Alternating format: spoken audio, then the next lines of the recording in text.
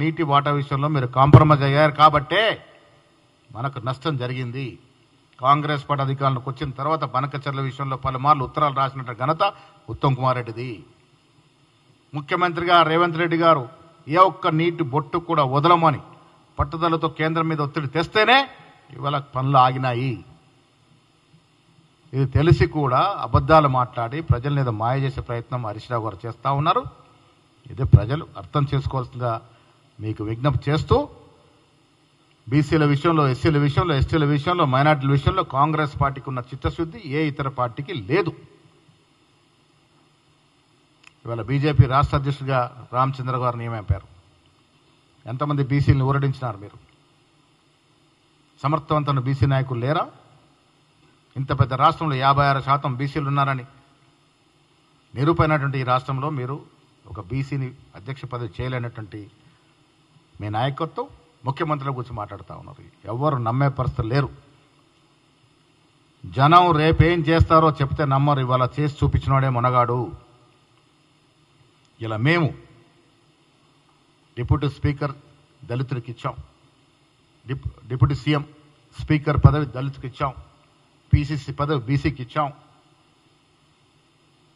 5కి అవకాశాలు ఇచ్చాం, ఎస్సీల్లో 3కి బీసీల్లో ఇచ్చాం, ట్రైబ్స్లో ఇచ్చాం, మైనార్టీకి ఇవ్వబోతా ఉన్నాం. పరిపూర్ణమైనటువంటి సామాజిక న్యాయం, సోషల్ ఇంజనీరింగ్ కాంగ్రెస్ పార్టీ వల్లే సాధ్యమవుతుంది. అఖిల భారత అధ్యక్షుడు ఎవరు? మాకు నాయకత్వం వహిస్తుంది ఎవరు? ఇవన్నీ కూడా సజావుగా సమన్వయం చేసే పార్టీ కాంగ్రెస్ పార్టీ. ఆ సమన్వయంలో భాగంగానే రేపు లాల్బాగ్ స్టేడియంలో జరపతలపెట్టిన దాదాపు 40-45 వేల డెలిగేట్స్ మీటింగ్లో మా అధినాయకుడు ప్రసంగిస్తాడు. ఈ దేశంలో కాంగ్రెస్ పార్టీ సమన్వయం ఎలా చేస్తుందో, ఏ రకంగా మేము ముందుకు తీసుకెళ్తా ఉన్నామో రేపు సమావేశంలో అన్ని విషయాలుగా మాట్లాడుకుంటాం. Thank you.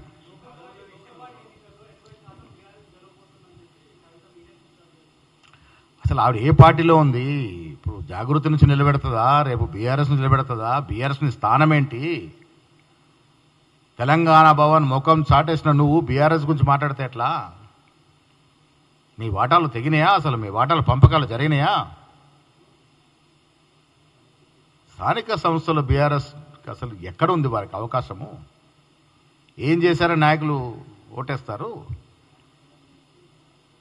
9 రోజులు 9,000 కోట్లు రైతు ఖాతాలో జమ చేసిన ఘనత కాంగ్రెస్ పార్టీది. ఎప్పుడిది? మీరు 7.5 లక్షల కోట్ల అప్పు మాకు పెట్టిపోయినప్పటికీ కూడా 60,000 ఉద్యోగాలు సంవత్సరంలో ఇచ్చినట్టు ఘనత కాంగ్రెస్ పార్టీది. రైతు బంధు, రైతు భరోసా, రైతు రుణమాఫీ, సన్న బియ్యాలకు 500 బోనసు, సన్న బియ్యం బీదవాడికి నాణ్యమైన సన్న బియ్యం ఇవ్వడం, ఇందిరమ్మ ఇల్లు 10 ఏళ్ళు ఊరడించారు. 10 ఏళ్ళు ఆశల పల్లెకలు ఊపారు మమ్మల్ని. డబుల్ బెడ్రూమ్ సైరన్ మోగినట్టే. ఒక్క డబుల్ బెడ్రూమ్ ఇచ్చిన పాపన పోయినరా? ఇలా మేము ఇందిరమ్మ ఇళ్ళ పేరిట ప్రతి నిరుపేద, ఎలిజిబుల్ నిరుపేదకి ఇల్లు ఇస్తూ ఉన్నాము. ఇన్ని ఘనకార్యాలు చేసినటువంటి మమ్మల్ని ఆదరిస్తారా? ప్రజల్ని 10 ఏళ్ళు అడుగడుగున మోసం చేసి, ఎస్సీ, ఎస్టీ, బీసీ, మైనార్టీని అడుగడుగున మోసం చేస్తా మీకెందుకు ఓట్లేస్తారయ్యా? రాష్ట్ర సంపదను దోచుకున్న తీరు చూసి ఓట్లేస్తారా? భ్రమలో ఉండి మాట్లాడుతూ ఉన్నారు. కవిత గారు ఉనికి కోసం పాకులాడుతూ ఉంది. రాజకీయ శూన్యంలో ఉంది ఆవిడ ఇప్పుడు. అసలు వారికి ఏ అర్హత లేదు. నేను ప్రతిదానికి ఒకటే ప్రశ్న కవిత గారికి, మీరు రైలు రోకో చేయండి, విమానం రోకో చేయండి, సముద్రంకి వెళ్ళి పడవల రోకో చేయండి, ఇవన్నీ చేసే ముందు ఒకే ఒక్క ప్రశ్నకు జవాబు చెప్పాలి. 10 ఏళ్ళు మీరే వెలగబెట్టారు బీసీలకి? 10 ఏళ్ళు మీరు ఏ బీసీకి ఏం వెలగబెట్టారు? 10 ఏళ్ళు ఏ మహిళకి సాధికారతకి ఇచ్చారు?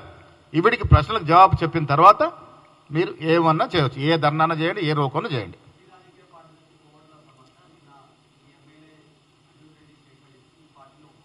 అనిరుద్ధ్ రెడ్డి ఇచ్చిన స్టేట్మెంట్ని తీవ్రంగా పరిగణిస్తూ ఉన్నాము. క్రమశిక్షణల విషయంలో ఎవ్వరికి కూడా వెసులుబాటు ఉండదు. ప్రతి పార్టీలో కోవట్లు ఉంటే ఉండొచ్చు, దానికి ఆధారాలు ఉండాలి కదా మాట్లాడే ముందు.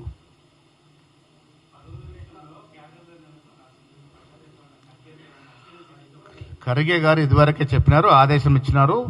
జూలై మాసంలో కార్పొరేషన్స్, బోర్డ్స్, డైరెక్టర్స్ అన్ని కూడా ముఖ్యమంత్రి గారు చేయడానికి కసరత్తు జరుగుతూ ఉంది.